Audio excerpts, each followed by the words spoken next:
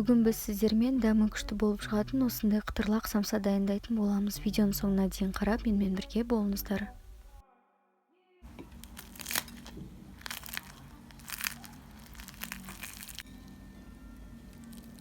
Тестасы өте қарапайым, ұн, тұз, судан ғана жасаймыз, бірақ дәмі ерекше күшті болып шығады. Бірінші ұнды осылай бір ыдысқа салып аламыз, үстіне суды, тұзды қосамыз. Сосын қамыр болғанша илеп, июін қандырамыз. Қамыр 5-10 минут тұру қажет. Қазір ұнымызға су қостық, енді тұз қосамыз, өзіміз қалағанымызша, немесе менің рецептім бойынша. Қамыр тұрып июі қанғанша фаршымызды, пиязымызды дайындап аламыз, яғни ішіне салатын начинкасын. Қамыр міне осындай болып үйленуі қажет. Енді пиязды тураймыз. Пияз шашырап кетпей үшін мен көрсеткендей етіп турасаңыздар болады. Мысалға, бас жағын ғана қалдырып, міне қазір көрсетейін деп жатырмын. Міне бас жағын тигізбей пышақты осылай турап алып, артынша өйстіп майдалап турасақ болады. Сонда пияз жан-жағына шашырамай жақсы туралады.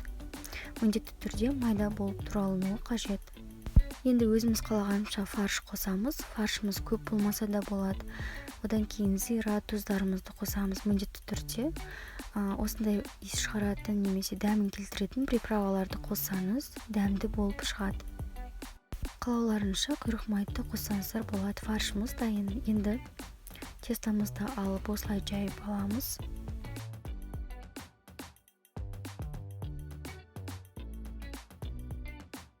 Тестаны өте жұқағып жайсақ, ол слоенности көп болады, яғни қатпарлы болады.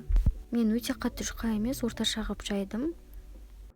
Бірақ сонда да слоенности көрініп, жақсы болып шықты. Менің рецептімде ұны да, тұздың да, судың да мөлшері өте нақты жазылған. Тура солай істесеңіздер, осындай кішігірім бәріне жететіндей болып жақсы үйленіп шығады. Көп те емес, аз да емес, яғни фаршымызға тура жетеді. Майды жағып шыққаннан кейін бір жағына осылай ораймыз. Өте майдалап, жақсылап орап шығамыз, осылай қысып жібереміз. Сосын осындай мөлшерде кесіп шығамыз.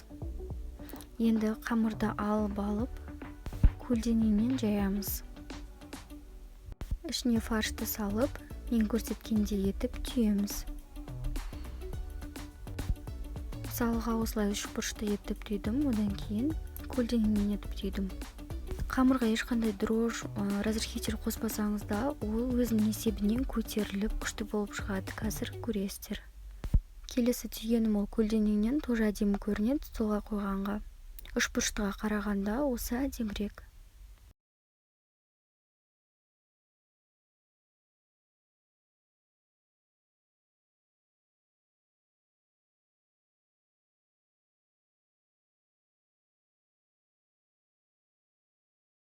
Бетіне жұмыртқаның сарысын жағып, күнжіт сеуіп шығамыз.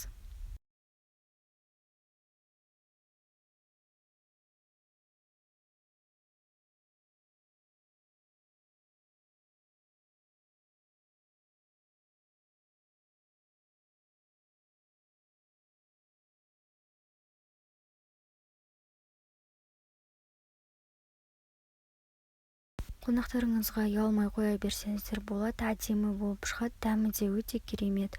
Әсіресе тестасы күшті болып шықты. Мен бұндай тестамен бірінші рет істеп тұрмын, маған қатты ұнады. Каналда басқа да самсалардың рецептісі бар, көріп міндетті түрде жасап көріңіздер. Каналға тіркелуді ұмытпаңыз.